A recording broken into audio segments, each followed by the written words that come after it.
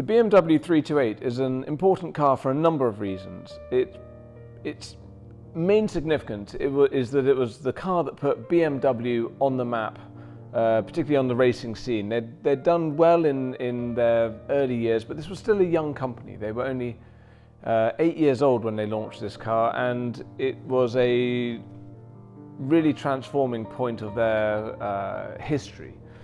They launched it in 1936. They had early success with it in the 2-litre class at the Nürburgring, and there they were up against 1.5-litre monopostos and some really significant fast cars, and to get a victory there showed them that this car had real potential.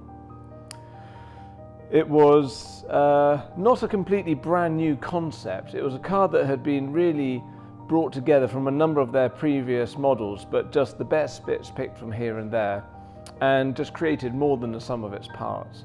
It was using the Fritz Friedler, who was the BMW's chief engineer at the time, had designed this wonderful light stiff chassis which had gone into the 319, and the 328 was really a development of that chassis, but using the hydraulic brakes and the 6-cylinder engine out of the 326.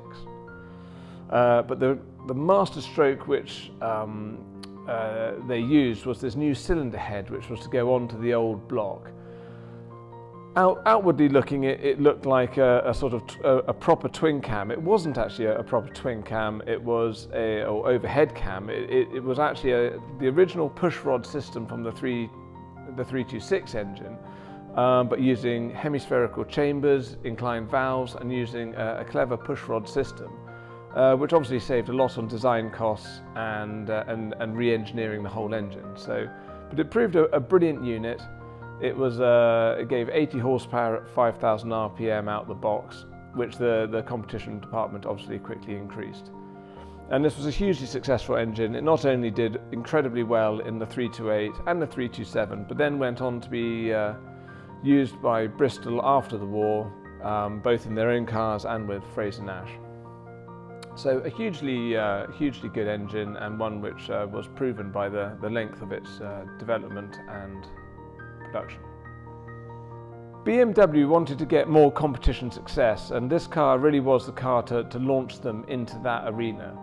They had huge success with it. As I said earlier, we had the early win at the Nürburgring in 36, and then in 37 they had over 100 class wins, which is extraordinary. And then they also had the class win in the grueling RAC TT rally as well that year. In 38, they then repeated that class win at the RAC TT, but they also added class wins in the Mille Miglia and in the Alpine Rally as well. For 39, they managed to get an outright win at the TT, and they got 5th overall at Le Mans, which is extraordinary, and obviously the class win. And to crown it all, in 1940 they took the outright win at the Mille Miglia, which is an incredibly difficult achievement for any manufacturer. It's one of the hardest races out there, and so to get outright victory with a 2-litre car was an absolutely extraordinary achievement. Only 464 328s were produced, and of those only 200 are known to remain, so it's a rare car. And in 1934, AFN, Frazer Nash, got the rights from BMW to be the UK importers for them. The Frazer Nash-BMWs, as they're known, basically classifies the right-hand drive models, and of the 328s they brought 48 into the country in period, and all but 2 are known to survive, so a high level are known to remain. But they're very coveted. There's only 46 left, and they really do represent the best pre-war BMWs you can possibly get. This wonderful example that we're showing you today is chassis number 85107. It's a really interesting car. It had a wonderful early period history. It was actually delivered through AFN in July 1937, but it wasn't delivered to its first owner, Mr. Innes in Hoyk, Scotland in the Borders until January 1938. He was a keen amateur motorist, and he very quickly entered it into the grueling Paris-Nice trial, which was held in July and August later that year. He did very well in it. He got 8th overall and completed the rally very well. It's a great mixture for a car because it's hill climbs, sprints. There are obviously a large number of road miles to cover as well. So impressive to finish, and even more impressive for very much an amateur gentleman driver to get 8th overall.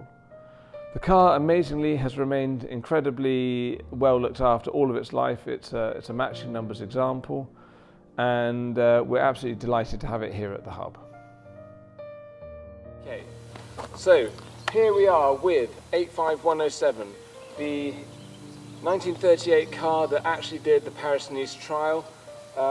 And the wonderful thing about these cars, of course, is that if you want to go and do the retrospective of any of these events, if you want to go and do the Mille Miglia or Le Mans Classic or pretty much any rally you care to mention, this car gets you in. So let's get it on the road and see what it looks like.